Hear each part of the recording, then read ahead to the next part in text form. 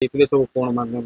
ଆଗରୁ ମୁଁ କିବୋର୍ଡରେ ସ୍ୱୀକୃତି ପ୍ରାପ୍ତ କଳାକାର ଥିଲି ତାପରେ ଗତ ବର୍ଷ ମୁଁ ବଂଶୀରେ ବି ସ୍ୱୀକୃତି ପ୍ରାପ୍ତ କଳାକାର ହେଇଥିଲି ବି ଗ୍ରେଡ୍ କଳାକାର ହେଇଥିଲି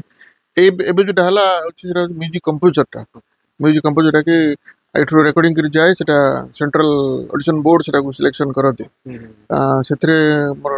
କାର୍ଯ୍ୟ ହେଲି ସେଥିପାଇଁ ମୁଁ ବିଶେଷ ଧନ୍ୟବାଦ ଦେବି ମୋର ଗୁରୁ ମୋର ବନ୍ଧୁ ମୋର ବଡ଼ ଭାଇ ବିଜୟ କୁମାର ସାମନ୍ତରାୟ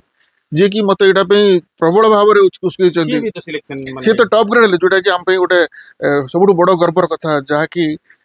ଓଡ଼ିଶାରେ ବହୁତ କମ୍ ଜଣ ଅଛନ୍ତି କ୍ୱଚିତ ଅଛନ୍ତି ଏ ଗ୍ରେଡ୍ ମାନେ ଟପ୍ ଗ୍ରେଡ୍ ସେ ଏ ଗ୍ରେଡ୍ ପରେ ଟପ୍ ଗ୍ରେଡ୍ ପାଇଲେ ଏବଂ ଆମ ପାଇଁ ଆମେ ସେଟା ପାଇଁ ଆମେ ବହୁତ ଗର୍ବ କରୁଛୁ ଆମେ ଯେତିକି କଳାକାର ଅଛୁ ଜୟପୁରବାସୀ ତଥା ଅଭିଭୂତ କୋରାପୁଟବାସୀ ଆଉ ତା ସହିତ ସେଇ ପାଇବା ଭିତରେ ମୁଁ ବି ତା ସାଙ୍ଗରେ ଗୋଟେ ଲିଙ୍କ ହେଇଗଲା ମୋର ବି ଗ୍ରେଡ୍ ପ୍ରଥମ ଥର ପାଇଁ ଯୋଉମାନେ ପାଇବେ ସେମାନେ ବି ଗ୍ରେଡ୍ ତାପରେ ଏ ଗ୍ରେଡ୍ ହବ ତାପରେ ରହିବ ଚ୍ୟାଲେଞ୍ଜିଂ କେତେ ଥିଲା ବି ଗ୍ରେଡ୍ ପାଇବା ଚ୍ୟାଲେଞ୍ଜିଂ ମୁଁ ତ ଭାବିନଥିଲି କେବେ ଗୋଟେ ଆକାଶବାଣୀରେ ମୁଁ ଗୋଟେ ସ୍ୱର ସଂଯୋଜକ ହେବି ବୋଲି କିନ୍ତୁ ତାଙ୍କର ପ୍ରୋତ୍ସାହନରେ ତାଙ୍କର ସାହସରେ ବିଜୟ କୁମାର ସାମନ୍ତରାୟ ସେ କହିଲେ ନାଇଁ ତୁ କମ୍ପୋଜ କରୁଛୁ ତୁ ଲେଖିପାରୁଛୁ ସବୁ କରିପାରୁଛୁ କାହିଁକି ତୁ ଗୋଟେ ଇନଷ୍ଟ୍ରୁମେଣ୍ଟାଲିଷ୍ଟ ତୁ କରିପାରିବୁ ଏଇ ଯାହା ଯୋଉ ମିଳିଲା ମତେ ତା ପାଇଁ ମୁଁ ଆକୁ ବଢିଲି ଏବଂ ତାଙ୍କର ଡାଇରେକ୍ସନରେ ହିଁ ମୁଁ ଦେଲି